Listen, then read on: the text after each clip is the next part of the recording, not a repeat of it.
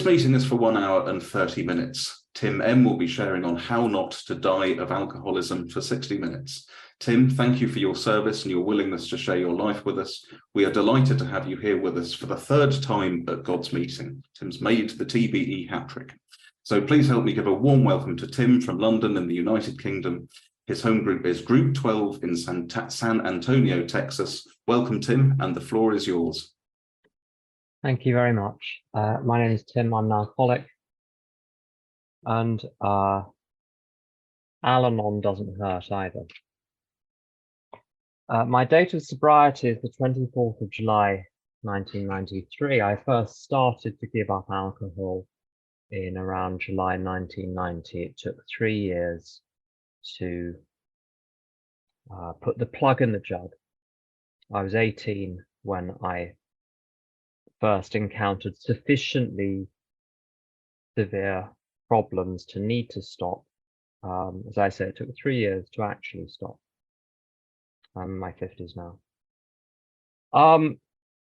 The topic, how not to die of alcoholism. There are 3 elements to this. What is alcoholism? What does dying of alcoholism mean? And how do you not do it? Now, the first part of that, what is alcoholism? You'd think it would be a straightforward thing to explain in an AA meeting with so many people here who've been in AA for such a long time. I know there are some new people as well, and people who are returning or have been struggling with not drinking, but have been in meetings at any rate for some time. But it's not a straightforward question. You know those, I don't know if you call them optical illusions or puzzles, where you have a picture and there is lots and lots of numbers, and one number is different, and you've got to find the one number that's different from the others, or where's, depending on which side of the Atlantic you're on, where's Waldo or where's Wally? Very hard to find it. Finding the truth about alcoholism within AA is like trying to find Wally in one of the Where's Wally pictures, or Waldo in one of the Where's Waldo pictures, because there is so much other material. You could miss it. You could be absolutely forgiven for missing what alcoholism is. And it's very possible to go to many AA meetings and not hear a single clear definition of what alcoholism is. I'll give you one example. When I was 10 years sober, at my home group, I'd been not going to AA for a couple of years, not solidly going. I hadn't drunk between 8 years and 10 years, but I went to maybe 20 meetings over those 2 years. I got back, I thought, right, I'm going to do this properly. I'm going to go to my home group. And I was troubled by the fact that I wasn't really sure what unmanageability was. And I asked half a dozen people in my home group, and each gave an entirely different answer. What do you do with that? Am I arbitrarily going to choose which one I am going to deem as telling the truth or being accurate in some way? What authority would I do that? And that's just unmanageability. We haven't even got near physical craving or mental obsession, these other rather difficult terms, because they mean they're used in the big book, fine. But what they mean in the big book is not what the terms obsession and craving are typically taken to mean in the language in general. So if you're confused about what alcoholism is, you're in the right place, first of all, and you can forgive yourself for being confused. I think it was Dr. Bob who said that an AA meeting achieves its purpose only if there is an adequate presentation of the problem and an adequate presentation of the solution. I like the lack of ambition there. He didn't say a sensational presentation, an adequate presentation is sufficient. So your sponsor doesn't need to be sensational. Your sponsor needs to be adequate. If they're adequate, they're good enough. No need to go shopping for a new one. because the higher power can work through inadequacy. That's why it doesn't matter, but it must be adequate. So what is alcoholism? Sometimes I hear people say, I was an alcoholic before I drank. Now, you may have been something before you drank, but again, it's going to be very confusing. It might lead a person to think that alcoholism has got something to do with something other than alcohol. Now, people are entitled to believe whatever they want to believe, and that's fine. And if you're very firm in your convictions and beliefs, I don't want to dislodge that at all. If whatever you believe and think and feel and do is 100% working for you, let me not disturb one iota of that. If it's working, it's working. But if you are confused about alcoholism, then maybe this will help. Maybe I have an understanding in which I am clear and certain as well, which helps. And for want of a better reference, when I decided to finally get to the bottom of what alcoholism was at 10 years sober,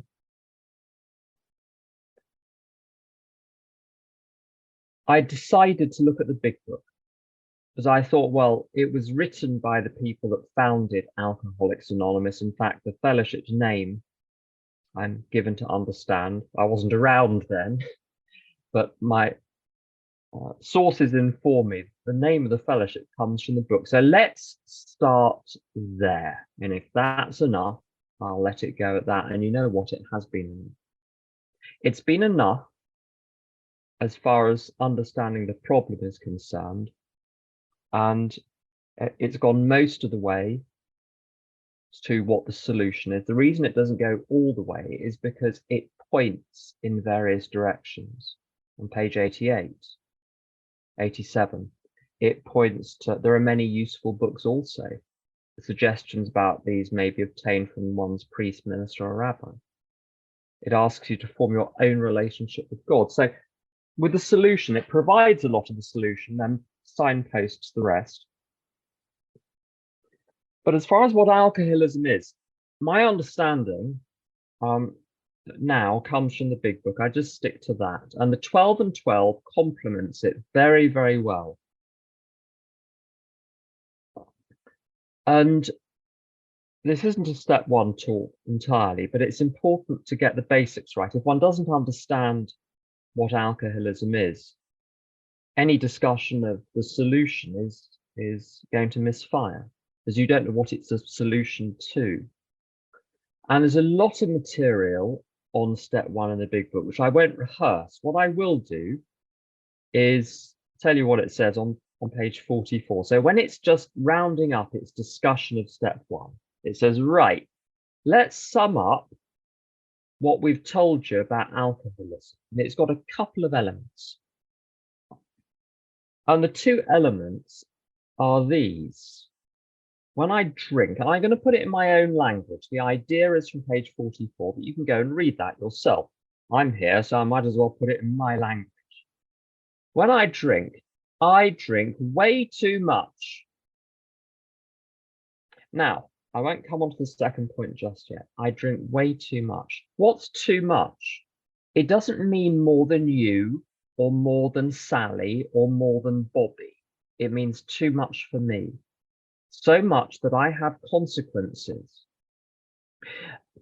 Footnote, you can't tell whether you're drinking too much by asking yourself, was I drinking against my will? There were times I did, but most of the time I wasn't drinking against my will. I was drinking entirely in accordance with my very resolute and concerted will. I want a drink. I want another drink. I want another drink, and I will have one. What's interesting is I never woke up the next morning wishing I'd drunk more the night before. But I almost invariably woke up the next morning wishing I'd drunk less and not had the second half of the evening. It's the consequences and my regret and my remorse which tell me that there's something fishy about my drinking, specifically because each drink seemed in the moment like a terribly good idea. And yet after the event, it seemed anything but. So very clearly, my mind is unstable when I've got a drink inside me. It will tell me that the next drink is a good idea. And when I was launching into the third bottle of wine or the second bottle of spirits, as I say, each shot, each glass, splendid idea. Yet earlier that day, I'd said to myself, I'm not going to not drink, but I won't overdo it. And yet once I was drinking, I overdid it. I got sick. I became violent on occasion, certainly antisocial. I got myself into scrapes. I created scrapes quite unnecessarily for the sheer hell of it. So I drank too much for years. And despite the full awareness of this, right from the start, I was living in Germany when my drinking really took off. I was not living with my family. I was living for various reasons with essentially a strange family. And I put them through hell would be putting it too strongly, but I was extremely inconvenient. I was a real nuisance coming back at 2 o'clock in the morning, 3 o'clock in the morning from the nearby city where I'd been drinking. And right from the beginning, I kept setting myself the agenda, drink less. Okay, get drunk, but you don't need to get so drunk that you throw up and fall over and make a fool of yourself. But it didn't happen. I'm not stupid, I'm not mad, and I'm not weak-willed. I can conclude only, therefore, that the reason I drink so much is because that's how I'm built. I can't put it down to stupidity because I'm not stupid. I can't put it down to not having a strong will. I got incredibly strong. You've got to have a strong will to drink the way I drank because it put me through hell. You've really got to have some guts to be an alcoholic. And although I behaved foolishly, and there were times I did worry about my sanity, I wasn't insane in the sense of being unable to put 2 and 2 together and know what my own name was. I could see that alcohol was a major cause of many of my problems, certainly exacerbated many existing problems. So I must conclude I drink the way I drink because that's how I'm built. So when it says a physical craving, the craving it's referring to is not the craving for a drink. Someone in the office may say, oh, mid-afternoon, I crave chocolate. So I go to the supermarket and buy a Bounty. Someone explained that to the Americans afterwards. I buy a Bounty, bring it back and eat it. Now, that's a description of craving in the language in general. You want something very badly and you go and get it and you consume it and then you're good. You're good for another 6 hours or 12 hours or however long. The craving that it's talking about in the big book, in the doctor's opinion particularly, is quite a different matter. I could be bumbling along through my day and someone suggests a drink and I casually take a drink. I don't particularly want one, but I would casually take one. And the craving would be precipitated by the drink. It is not the thing which causes me to drink. It is started by the drink in the same way that sometimes you have a tiny little itch. You don't even know you have an itch, but you scratch the itch without thinking about it. Once you've scratched it, the itch becomes worse and you think, oh dear, that was a mosquito bite. I shouldn't have scratched it. Because now I've scratched it, it's going to get really itchy. And the craving, the physical craving it talks about in the big book, is a craving which is precipitated by the first drink. And the more I drank, the stronger that urge to drink became. So it's very different than craving a pudding after dinner, and you have your pudding and then you're done with pudding now. You've had one pudding, that's enough, thank you very much. It's a very odd craving because it is not satisfied by giving yourself the thing that you're craving. The consumption, yielding to the craving, amplifies the craving. Very frightening. Why do they say it's a physical craving? It's conjecture that it's physical in origin. In other words, if I'm doing anything, broadly speaking, I'm either doing it because I've thought it through, or I'm doing it because it's automatic.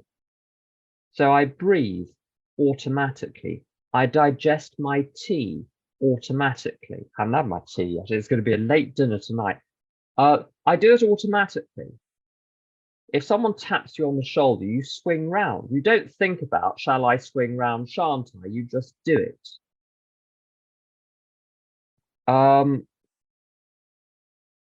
Sometimes there are automatic things that you do, even though your mind is telling you not to. Sometimes when people insult you, your mind is saying, don't say anything, don't say anything, don't say, and your mouth says something. Thought through or automatic. There is something going on with my drinking. It wasn't thought through. I wasn't thinking through the 20th drink, the 40th drink. I was just doing it. I was like an animal on a treadmill. Physical craving. It is beyond my mind to manage. Fine. This is one half of alcoholism. The other half is the so-called mental obsession. Now, if I say I'm obsessed with Maria Callas, the opera singer, or heaven forbid, Beyonce, whoever she is, it means my room is covered in posters of these people. I have all of their records, and I listen to their records all day long because I'm obsessed with them. So in the language generally, obsession means preoccupation. You're thinking about it all the time. I was not thinking about alcohol all the time, because as soon as I thought about it, I did it. The obsession that it's talking about in the book is a form of obsession, but it uses the word rather oddly. It's an idea which is not eradicated by experience, like a stain on the linoleum, which however much bleach you pour on it, the stain remains. And the idea is very simple. A drink is a good idea. Drink is good for me. It benefits me. That's the idea. Doesn't matter how many years of rotten drinking I had, that thought was persistent. And what's worse, if it wasn't the second thing, we wouldn't have a problem. The second thing, not only is it persistent, it's overwhelming. It's like someone sitting next to you when you're driving and they grab the steering wheel and yank. So the obsession is a thought that won't let go. It can be asleep for days, weeks, months, or years, for those of you who have been sober for years. It can be asleep for years, but when it wakes up, it grabs the steering wheel. What does that mean? It means it suggests that a drink is a good idea and induces me to drink. Left to my own devices, untreated alcoholism is a condition in which I am condemned. At a point in time I do not choose, I'm condemned to having a drink. When I drink, I don't know if I will ever stop.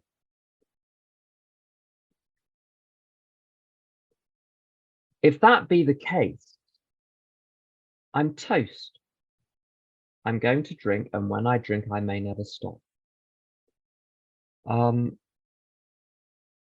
I've got friends who relapsed, alcoholic friends who relapsed in the mid-90s and are still drinking.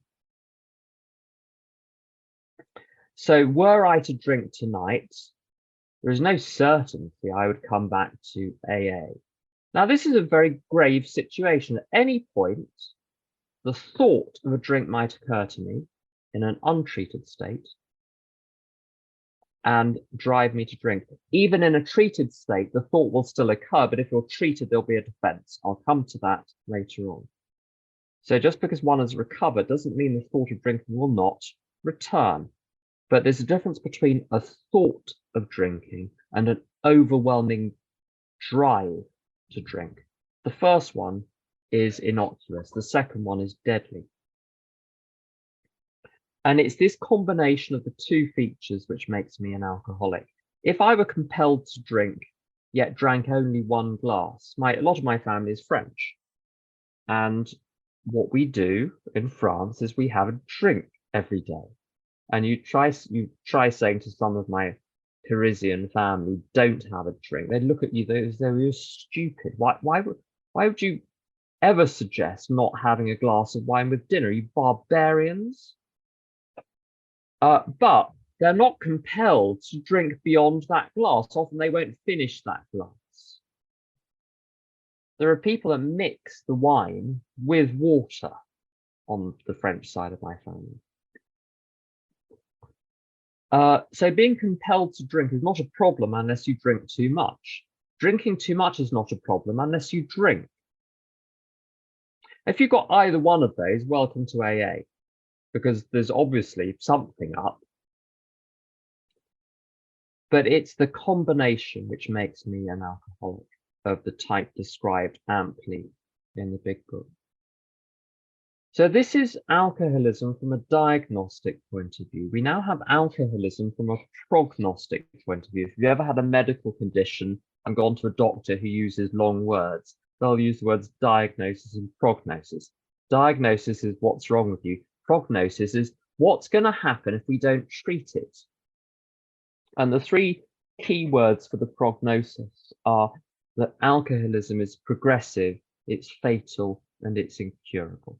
The progression I could see quite well. In the early days of my drinking, I was able to contain my drinking to situations where the damage would be minimal. So I was able not to drink to excess in front of my family, who were touchy about alcoholics because of my brother, who was an alcoholic who committed suicide. So my family were not people it was enjoyable to get drunk in front of, because there would be tension, that they would be tense and then I would be tense. No point in getting drunk when they were there. At the end of my drinking, even though they were there, I was getting drunk. I could see the progression. I needed more and more of the substance. I was getting less and less of an effect. And my ability to rein it in, even when I desperately wanted to, was diminishing hugely.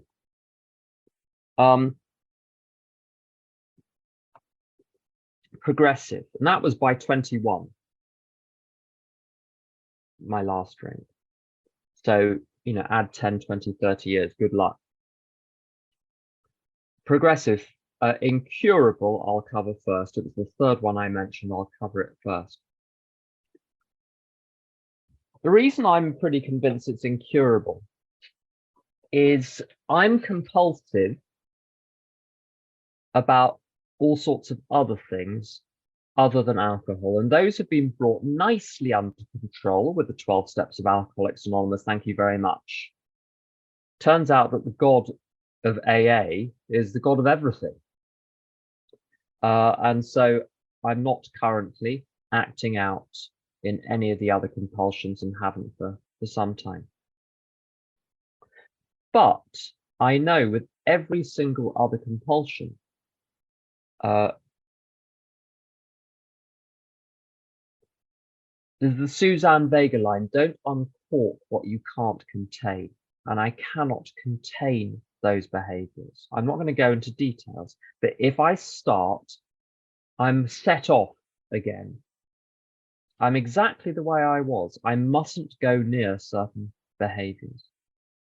I was like that with cigarettes. When I started smoking cigarettes again at 7 years sober, it took me 7 years to stop. I was trying from 7 years and 1 day of smoking to stop, and it took me 7 years to stop, because it's very powerful. Addiction, in my case, is very powerful. If it's reactivated, I can't stop it. And that was after 7 years of not smoking, or 6 years of not smoking. So I know that it doesn't matter how long I've been away from a behavior. I've had that with other behaviors as well. Doesn't matter how long I'm away from the behavior. It's like the Formula One track hasn't been dismantled. There's just a piece of yellow and black tape across the entrance. As soon as the car gets on the track, round and round and round it goes. So it's incurable from that point of view. I've noted with the other addictions, and also with alcohol, the notion that a drink might be safe will still occasionally occur to me. I don't appear to be cured of that thought. So I need a treatment which persists over time, not just one to knock it on its head and then off I toddle on my merry way. I need something which is going to endure for as long as my physical form endures. So progressive, incurable, and here's the main point of this talk, fatal. And as the third feature, prognostic feature of alcoholism. And I've sponsored a lot of people over the years who have come to me as someone that, because I've been around not the longest time, but not the shortest time either. And if someone is a slipper in a relapser in a particular part of A, they tend to go down the chain, and they end up, many of them, with the person that's the longest sober person in the room as the person, certainly in terms of time, with the most experience. And sometimes that helps and sometimes it doesn't. And there's a wonderful line in the big book for us, we alcoholics, for us, to drink is to die. And I ask this question of relapsers. And you know, they say that every single one has said the same thing. Or actually, it's a range of things. I've never had a relapse, to my recollection, I've never had a relapser who said, yes, absolutely. If I were to drink, I literally may never stop. I'm terrified, firstly. They've always said a number of other things. Yes, for me to drink is to die. Eventually, it would get me. I'm not that bad right now, but at some point, yes, I'm sure it probably would.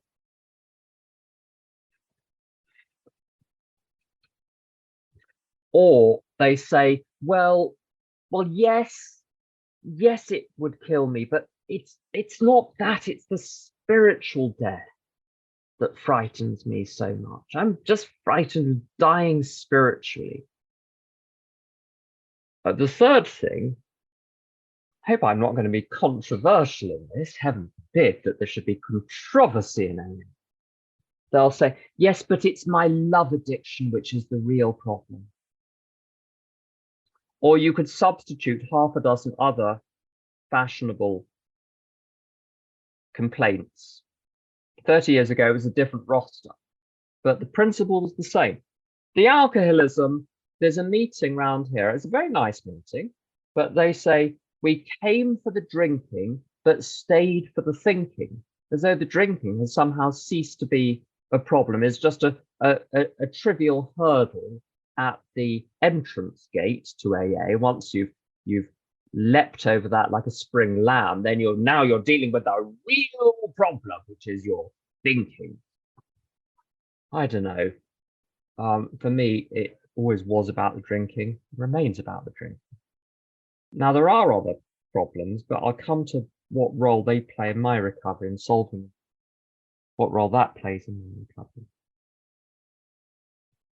But the people who've slipped that I've talked to, at least until they've had the last one, they don't say, yeah, absolutely, drink will kill me. And I was a slipper. first 2.5 years trying to stay sober on my own. And the last 6 months with the aggregate effort of Alcoholics Anonymous in London and in St. Petersburg in Russia. They had a go at me as well. That's another story for another day. But the aggregate efforts of a lot of people and my own efforts resulted in yet another drink. On the 24th of July, 1993, I remember sitting in someone's car outside a meeting on that day after I'd been released from the cells, the police cells to which I'd been taken. I was arrested for my behavior when I was drunk. I said to Brian, for it was Brian whose car it was, I said to him, I don't know what went wrong. I was doing so well. And he said, you were doing very well, except with the not drinking bit of the program.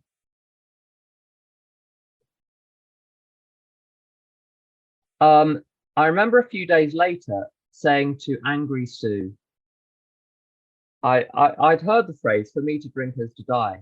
And she said, if you're lucky. And what scared me was one of two possibilities. There were other possibilities too.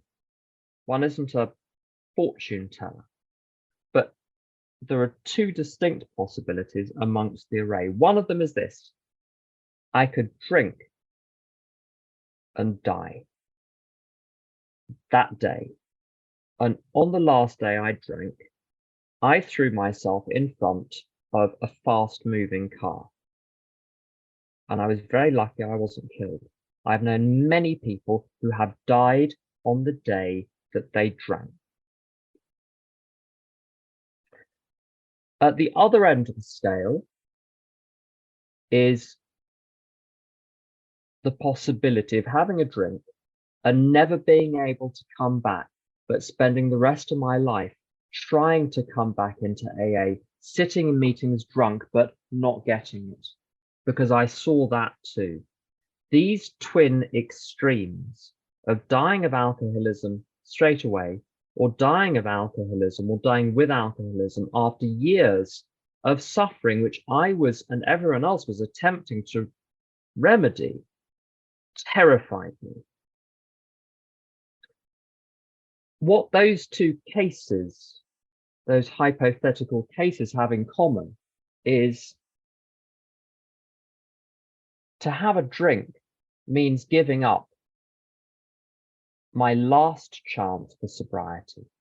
This period I've had in AA since 1993, I treat as my last attempt at sobriety. The reason I treat it as that is because there is no guarantee that I would return, and how I would die and when I would die would be entirely out of my hands. Terrifying. This is the nature of alcoholism. When someone realizes, as I did, I might literally never come back for a variety of reasons, physical reasons, brain damage. In London, a very common, I've known many people in AA who on a slip have thrown themselves in front of a tube train. Some have died, the rest have been brain damaged or disfigured. I've known people who've died of overdoses, who've fallen down the stairs and cracked their heads open, of people who developed wet brains, of people who have lost their minds in other ways, of people who were successful this is, or successful that's, who became bag people pushing shopping trolleys around. It can get you in so many ways. But the point is, if I were to have just one drink, the game could be over.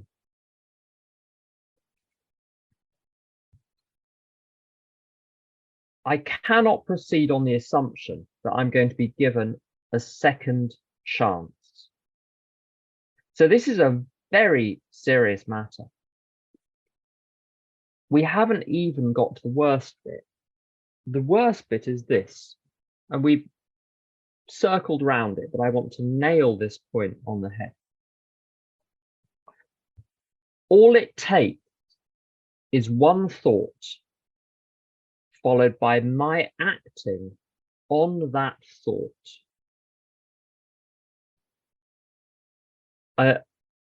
I don't know how many thoughts a person has a day. One hears different statistics, 30,000, 50,000, 70,000. I think I've got friends where it may just be 7 or 8, but anyway, that's another question. Certainly I have many thousands of thoughts a day. If I'm alive 365 days a year for many years to come, or maybe a couple of years to come, or maybe one day to come, whatever, that's a lot of thoughts. My life depends on not having one thought over those years to come that converts into the action of taking a drink. Not only must I avoid that thought, I must avoid the unconscious automated reaction which would induce me to have a drink. I'll give you an example. People will sometimes say, if I'm restless, irritable, and discontented, I'm going to have a drink again. Well, I tell you, a lot of people who have relapses were not restless, irritable, and discontent on the day they relapse. They're at a wedding. Someone offers them a glass and they take it and they drink it. There's no thought at all, no conscious thought. There is a thought, but there's no metacognition of it. One isn't aware of the thought. Now, if one takes all of these facts together, one is left with just one devastating conclusion. How I live, very literally, the actions I take must not be in my hands ever again for one moment. If I am in charge for one moment, and that in chargeness coincides with just a little fluttering thought which converts into action, that is the end of me. And there won't be trumpets. I've heard people say in meetings,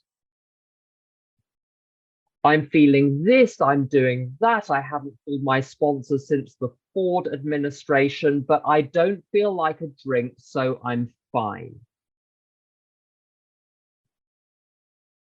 Have you noticed? Whenever a strong thought occurs to you, the moment before you have the strong thought, you weren't having the strong thought. That's how you notice the strong thought. When you suddenly remember something, or you suddenly realize you want to do something, the moment before you had the thought, there was no augury, there was no presage, there was no harbinger, there was no advance notice of the thought that's about to occur to you. The point about thoughts occurring to you is there is no warning, they're suddenly there. Now, if that thought is a command, that's very frightening. So I need a solution. I know now some of you are from New York, and I know that in New York, they say we wish you a long, slow recovery. No, I needed a quick recovery. In other words, I needed one that was going to kick in immediately to keep me safe from alcohol. And the only thing that I've found to achieve this is complete surrender to the program of Alcoholics Anonymous. The question here is, therefore, what does complete surrender entail? In step 3, it talks about turning our wills and our lives over to the care of God. And a very good, I find this very, very helpful this idea that the two things which must be turned over are, number one, my thought life, and I'll come back to that. Number two, my actions. And AA got me through the first year. I mean, it's got me through the rest, but the first year very much surprised me, because it was the first year I'd been sober since I'd had my first drink. How did it achieve this? I was so terrified after my last slip that I decided I was simply going to do precisely what AA told me to do. And combined with the principle that I must make an active decision that I was going to not drink no matter what. That if all else failed, I was to get to bed tonight without a drink. Now, you might protest with some legitimacy, but weren't you powerless over alcohol? Well, you're powerless until you're given power. Once you're given power, you're no longer powerless. You have power. It's given power, not innate power, but it is given. And what does that power consist in? Well, first of all, I was encouraged to devise my daily schedule, or schedule if you're British, with sane grown-ups. So I got a little coterie of people who were sober a long time around me, who helped me design my day and design my life. And then to not die of alcoholism means to not have the first drink. If you happen to recover from all your psychological doodahs, well, good for you, but there's time enough for that. To not die, I had to not drink. To not drink, I had to be given a sufficient substitute. And this is the channel for the power. I cannot hide behind the powerlessness suggested by step one, because that's powerlessness in the absence of power. Once you're given power, you cannot plead powerlessness. But it does require some courage. So what I was to do, and what I did do, this is exactly what I do with sponsees today, is to have a daily plan. And my job was simply to do the next thing on the plan. And my plan when I was new was very, very simple. I started work at 7:30 in the morning. And I lived a little way out of London, not right in the middle. So I had to get up at 5:45, I think, to get in for 7:30.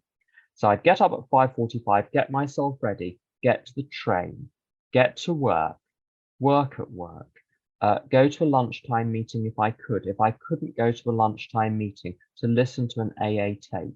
And then after work, I would listen to my AA tape or read my AA book and go and sit outside the meeting until it started. And then I'd be at the meeting. And then after the meeting, I'd go out for coffee with people. And then I'd get the train home and read my little AA book and go to sleep.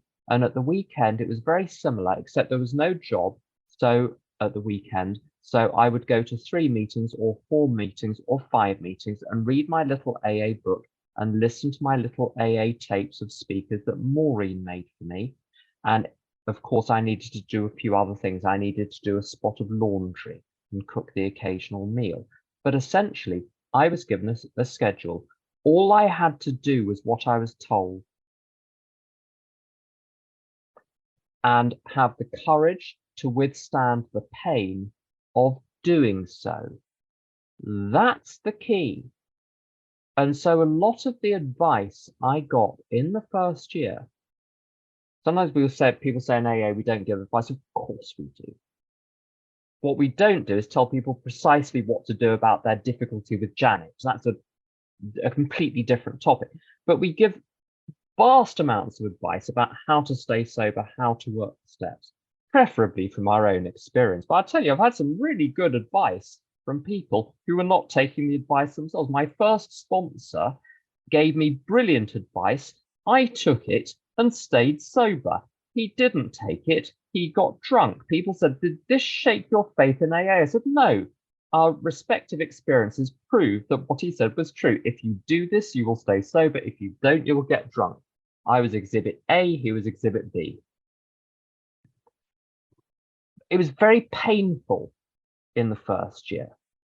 I was tortured by my own mind a lot of the time. Well, there we have it.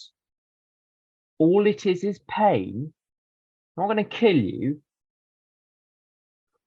I had to develop the courage, which is in fact a decision to withstand that pain.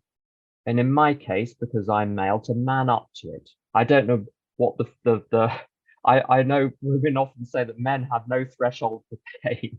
I think that may be true. I think that's scientifically proven. That's pretty safe ground for that one. But you get the point. I basically had to put my big boy's panties on, grow up a little, and cease demanding that my pain be relieved instantly because I found my pain disagreeable. Why should it be? Why should it be? I was going to have to get through this, and whatever means was necessary had to be deployed. I made a lot of phone calls in the first year.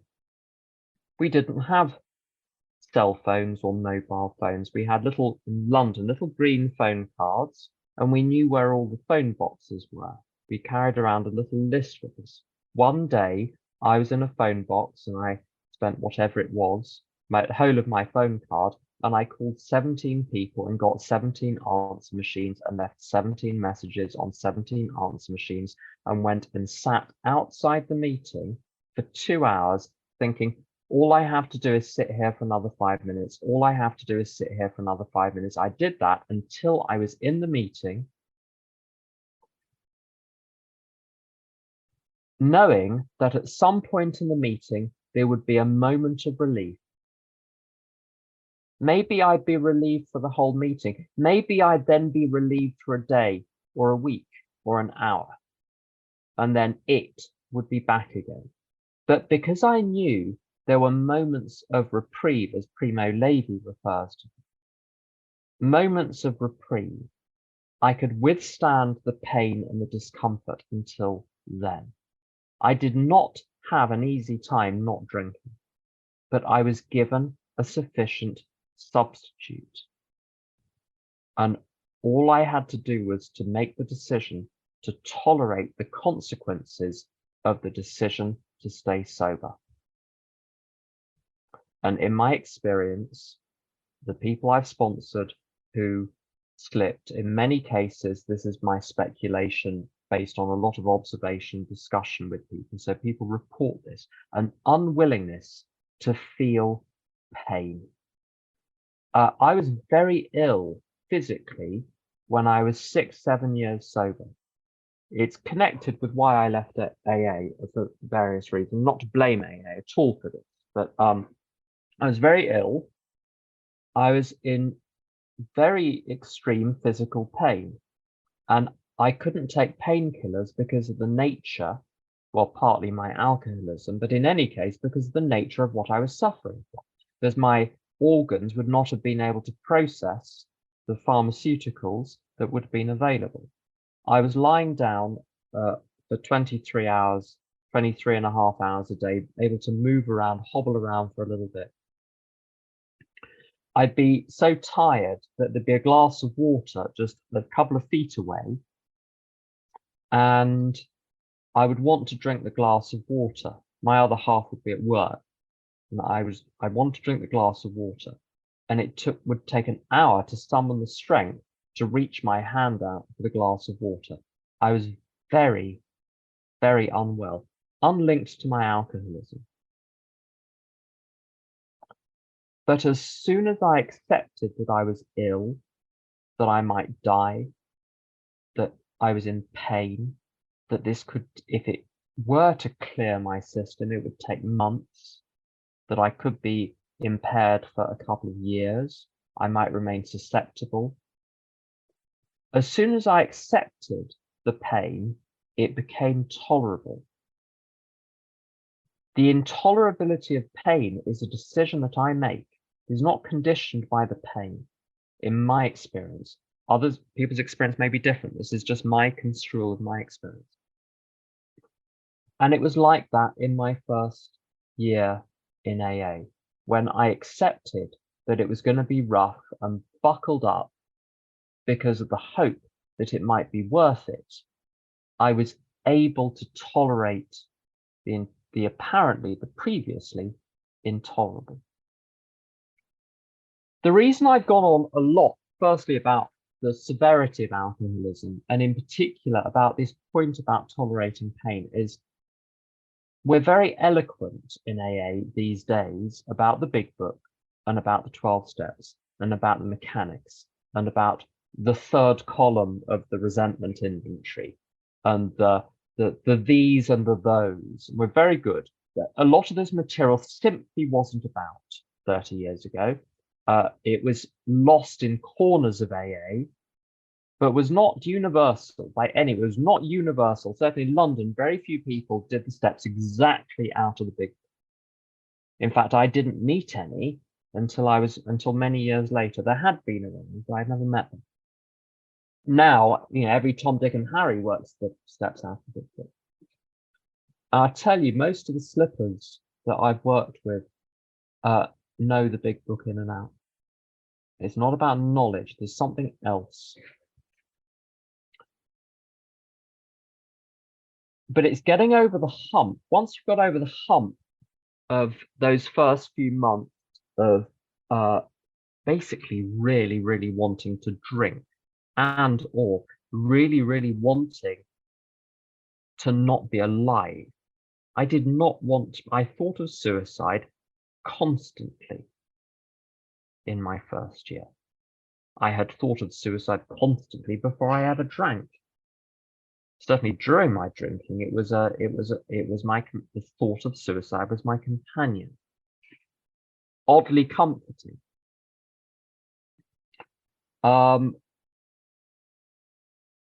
And it took a while for that to go. The depression took years to go. The anxiety took years to go. But right from the beginning, there were two things that were different. Number one, what I refer to as these moments of reprieve. They appeared out of nowhere. I experienced, even in my very earliest days, meetings at which I was profoundly joyful and profoundly connected to the people in the room. So I knew it was possible. And not because during the meeting my circumstances had changed. This is very important. In full knowledge of my circumstances, my past, all of those things, I was capable of joy and release. Secondly, the recovery that I was experiencing was progressive. And so, having a couple of brain cells to rub together, I did the calculation and realized if I carry on, this is going to progress.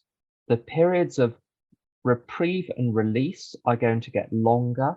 They're going to join up like small droplets forming pools or puddles and then rivers. And eventually I'm going to get to a point where my life as a whole appears to me to be worthwhile. It is the direction I was traveling in which made it possible to essentially withstand my first year in AA. And the years after. So it is not the state I was in that matters, it was the direction in which I was traveling. A couple of other points. The easiest thing to say about how to work the program, I'm just going to machine gun this out now, because I've only got a few minutes left. And as I say, what I'm about to say is well and expansively documented by most speakers. So this is why I wanted to to say things which are not talked about so often. To get a strong home group, surround oneself with people who are doing better than one, who look for what is good in life, not what is bad, who are living in the present, not the past, for people that grab spiritual and altruistic solutions, not, shall we say, analytical or other extraneous solutions. Other organizations and approaches look at alcoholism differently. The solution in AA is let go and serve. And this is where those other life problems come into the equation. I didn't need to solve all of my other problems of living in order to stay sober. And solving them would not in themselves bring about sobriety. This is very important. Because I've met people, I've friends of mine, one friend in particular, who was 8 years sober and had a few drinks and was out for 2 years. He was more competent at living then than he had ever been. He had very few problems. The reason that those problems need to be solved is because they're in the way of me serving God. If you have a very messy kitchen, you can't cook a good meal. You need to clean the kitchen up first before you can do anything. So clearing up my other problems is a very satisfying byproduct of what is required to stay sober. What is required to stay sober is to serve God. And I know people in AA, I'm not going to name names, I know people in AA who are terrific servants of God and are very happy and are still very, very messed up and have a lot of problems, but they're going in the right direction. And of course, there are people in AA who are doing very well in their lives, but don't sponsor, for instance, and don't do service in groups. That's just a fact, not a moral assessment, it's simply a fact. This higher power, to me, is what the whole thing is about. This surrender to the actions of AA was the necessary proxy until I could surrender directly to God. I could not, in my state I was in when I was new, conceive of a higher power. I'm sorry, but I just couldn't. But I did trust my sponsor and the other old timers. And that worked. Now, I didn't put them on a pedestal or worship them directly. I recognized dimly that any or all of them were substitutable. If they disappeared, others would appear. And they did disappear, some of them, and others did appear. There will always be some. And it's taken a very, very long time for me to form a relationship with God, slower than almost anyone I know, but I do have one. It's probably quite tenuous, frankly, but it's there and it's direct. But I couldn't achieve that straight away. I needed to go by, it's like with expressionist artists. If you look at their earliest work, they do still lives and landscapes just like everyone else, and ordinary portraits. They only go on to the fancy stuff once they've learnt the basics. And I think AA is like that. It's important. It was important for me to learn how to live an ordinary, worthwhile life based on what I can give, not what I can get. It goes without saying that the steps must be done promptly under the supervision of a competent sponsor, an adequately competent sponsor. You don't have to like them. In fact, if you do like them, it'll get in the way. So find someone you feel a little bit chilly towards, maybe.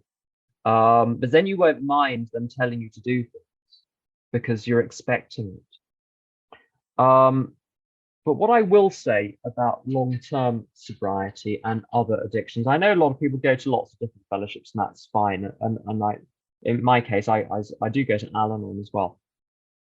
But I don't need a different fellowship for every single practical problem in my life. I go through the steps once a quarter, the first 9 steps. The 10, 11, and 12 are the constant bread and butter of my life.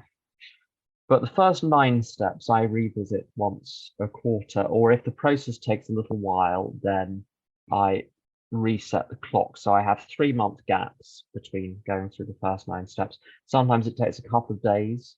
Sometimes it takes longer. At the moment, I'm doing a slightly longer process. I'm looking at some materials of an old AA member called Dennis F.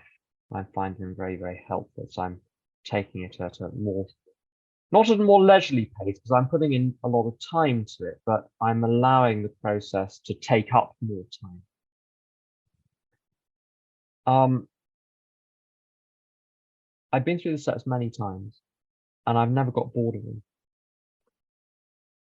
The 2 factors which I believe are vital to ensure long-term sobriety are, number 1, to redo the steps, the first 9 steps, on a regular basis. Well, I mean, some people do it once a year. I don't like things to build up. Also, for various reasons, probably to do with my childhood, I don't know, I'm not a psychologist. My propensity for deviating from the true path of serving God is enormous. I'm quick as well. I go a long way. When I drift, I don't drift, I gallop. So I go through this process once a quarter, because I can gallop in 3 months as far as some people take 5 or 10 years to gallop. I have to be quite careful with myself. So 3 months is fine. I bring myself back. But the next point I think is also terribly important. One thing that, and this may be a little bit shocking, so if you don't like things which are shocking, maybe cover your ears. People I've known who are in very great trouble after many years in, some of them sober and in trouble, others have been drinking periodically and have never really gotten properly sober. The most common thing that people say is, I've done the steps many times. It's almost invariably the case that that's said. When you interrogate, kindly of course, but you've got to get to the bottom of things.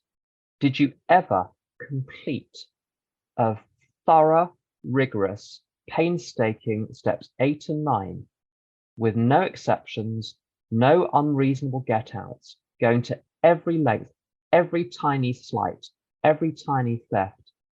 I can see the hour. Thank you, Tamara. I'll finish presently. The answer is invariably no.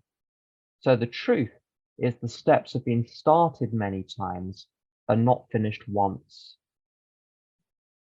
So when I go through the steps, I finish those first 9 steps until I'm at a point where my accounts with others and with God are cleared, and only then can I live. Thank you for listening.